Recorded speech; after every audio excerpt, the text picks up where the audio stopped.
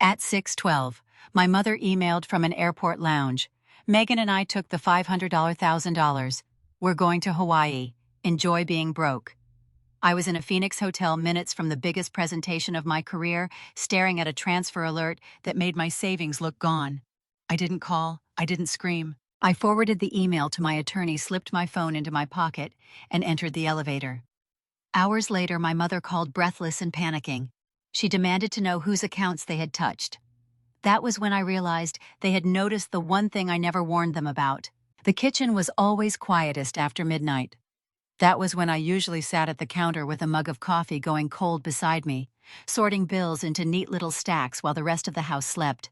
Mortgage, utilities, groceries, repairs. And then there were the expenses that never had categories. Megan needed new tires because she had a job interview. Mom needed help covering a wellness program because grief was wearing her down. There was always something. One night, my mother walked into the kitchen wearing a soft robe I had bought her for Christmas. She glanced at the bills spread around me, rested her hand on my shoulder, and smiled. "You've always been the strong one, Lori." Then she walked back to the living room. She never asked if I needed help. By 38, I had built a good life through discipline. I worked in financial fraud investigations, which meant people usually called me after money disappeared, and everyone started lying about where it went. I was good at finding patterns. At home, somehow I kept pretending I didn't see them. The house in Charlotte had been mine before it became ours. I had saved for years to buy it. After my stepfather died, Mom asked to stay with me for a few months because the old house felt too empty. I said yes. A few months became years. Then Megan showed up after another breakup, 3 suitcases behind her and debt she couldn't handle. "Just until I get back on my feet," she said. I said yes again.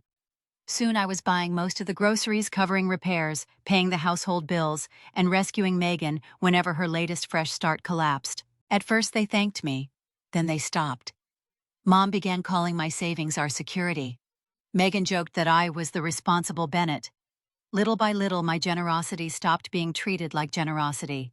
It became an expectation. Still, I wanted to believe we were a family that had simply fallen into bad habits. Then the questions started. Mom suddenly wanted to know how banks verified large transfers. Megan began bringing in my mail before I got home. One evening, I walked past the kitchen and saw her holding a financial envelope under the light. She put it down the second she noticed me. Too quickly. And that was the first time the house I had worked so hard to buy stopped feeling entirely like mine. Megan had never cared about paperwork until suddenly she cared about all of it. She started bringing my mail inside before I got home. She offered to organize my office. Once I found a stack of old financial records moved from the bottom drawer of my desk to the top. "Just trying to help," she said. She smiled. I smiled back. Then I checked everything. A few days later, I noticed an envelope from one of my financial institutions had been opened and pressed shut again. Nothing dramatic, no torn paper, no obvious damage, just enough to make me stop. Then Megan mentioned the size of one of my investment balances during dinner. I looked up from my "How would you know that?" She froze for half a second. "Mom mentioned it." Across the table, Mom reached for her water. "I probably heard you talking about it." I hadn't. That week, 2 password reset alerts appeared on my phone while I was working out of town. Both attempts came while Mom and Megan were home. I still said nothing. Then a small payment showed up on an account I rarely used. A few $100s, not enough to ruin me, barely enough to create an argument. But that was exactly what bothered me. In my line of work, large thefts rarely begin with large numbers. People test access. They see what gets noticed. They learn where the alarms are. I sat in my car outside my office and called Michael Grant, my attorney. "I think someone in my house is testing my accounts." He didn't tell me to confront them. He said, "Protect yourself first. Figure out what you can prove second." So I did. I contacted the bank, changed my access settings, replaced old passwords, and moved most of my savings into accounts that required stronger verification before large withdrawals could be completed. The money was still mine. The balances were still real. But seeing a number on an old statement no longer meant someone could simply move it. I kept enough in ordinary accounts to pay normal expenses. I changed nothing about my behavior at home. That was the hardest part. Mom still drank coffee at my kitchen counter. Megan still borrowed my sweaters. I still bought groceries for people I was beginning to suspect were studying how to rob me. Then I got assigned several days of work in Phoenix. When I mentioned the trip over dinner, Mom didn't complain about being left alone. Megan didn't ask what the job was. She only looked at me and asked a little too quickly, "When exactly do you leave Tuesday morning?" I rolled my suitcase through the foyer. Mom hugged me. Megan stood behind her smiling. As I closed the front door, I caught one last glimpse through the glass. Megan was already reaching for her phone. The presentation ended with handshakes, polite smiles, and one executive telling me I had saved their company from a very expensive mistake. I barely heard him. The second the conference room emptied, I stepped into the hallway and opened the security app on my phone. A white moving truck was parked in front of my house. For a second, I just stared. Then the front door opened on the screen, and two men carried my dining table down the walkway, while Megan stood behind them with a clipboard. My mother pointed toward the garage. She looked calm, organized, prepared. I saved the footage, forwarded it to Michael, and called the bank. "Do not release anything that is not cleared," I said. "Lock any access that doesn't belong to me."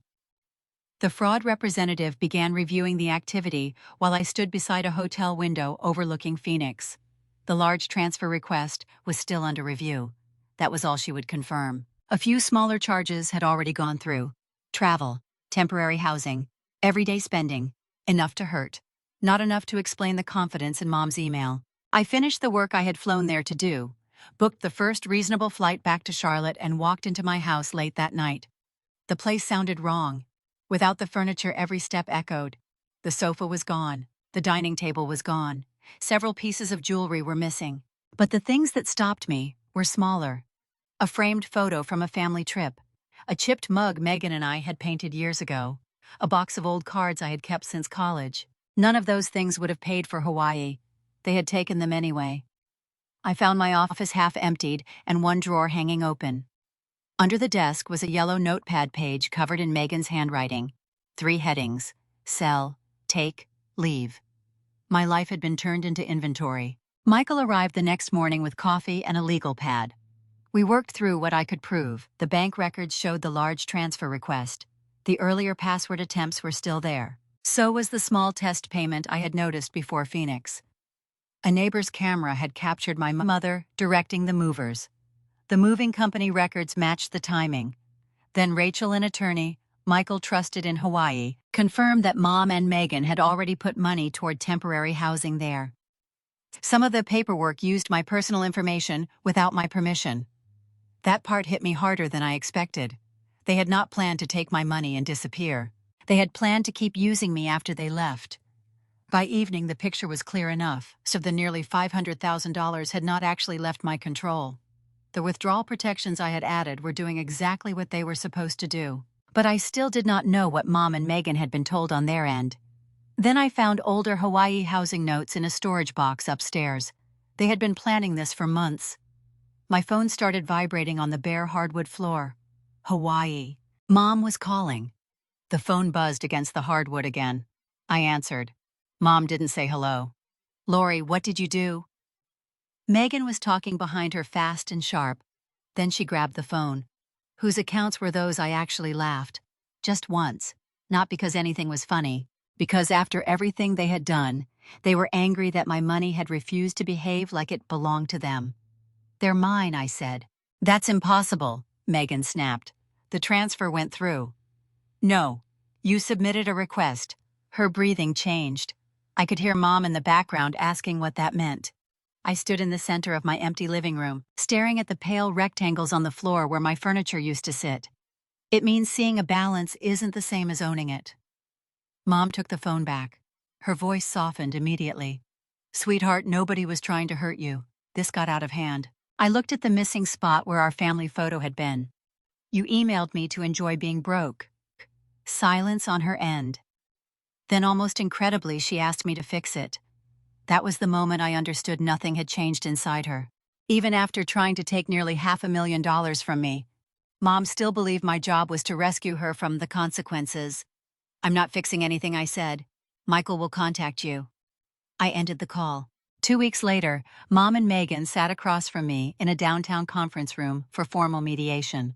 Mom arrived composed, carrying herself, like the meeting was an unpleasant misunderstanding we would quietly smooth over. Megan came in wearing oversized sunglasses and barely looked at me. Michael placed a folder on the table. He started with the money. The transfer request for nearly $500,000, the earlier unauthorized payment, the password activity. The records showing that the large transfer had never completed because the accounts required verification Mom and Megan could not provide. Megan stared at the page. So she moved the money because she knew Michael looked at her. She protected her money after unauthorized activity appeared. That's not the same thing, Megan said. No, I replied. It isn't. Then came the moving records. The video of Mom pointing workers toward different rooms. Megan's handwritten list, dividing my belongings into sell, take, and leave. Receipts connected to their travel and housing. Mom folded her hands. We were going to pay Lori back. Michael slid another set of records across the table. The Hawaii housing research dated months before my Phoenix trip. Budget notes, planning pages. Then he played the voicemail Mom had left for Aunt Carol before their flight, urging her to send Megan money before I could lock down the accounts. Mom's face changed. Not dramatically, just enough. The confidence disappeared from her eyes. Megan turned toward her. You said she would never do this. Mom whispered Megan. No. You said she'd take the loss. I stopped breathing for a second. Megan kept going. You said Lori would never drag family into lawyers because she always gives in. You said she'd be mad, but she'd pay for it like she always does. There it was. Not greed, not desperation, the real plan. My mother had built the whole thing around one assumption, that years of kindness had trained me to accept anything. Michael explained the next steps calmly. The unauthorized payments were being disputed. Their access was gone. The housing and services opened using my information were being challenged. The missing property and money that had actually been spent would be handled through the civil process. Any conduct requiring further review would go to the proper authorities. Mom looked at me. Lori, please, we can still handle this as a family. I stood and buttoned my jacket. We did handle things as a family. She looked almost relieved. Then I finished. I handled everything. You just got used to it. Behind me, Megan started blaming Mom again. I walked toward the door while their voices rose. For once, I did not turn around when my mother called my name. The first piece of furniture to come back was my dining table. 2 movers carried it through the front door 3 weeks after mediation, the legs wrapped in gray blankets. One corner scratched where someone had dragged it through a warehouse. I ran my hand over the mark. I could have had it refinished. I didn't. I wanted to remember that getting something back did not mean it returned unchanged. The same was true of my life. Most of the nearly $500,000 had never left my control. The smaller unauthorized payments were disputed, and some were recovered.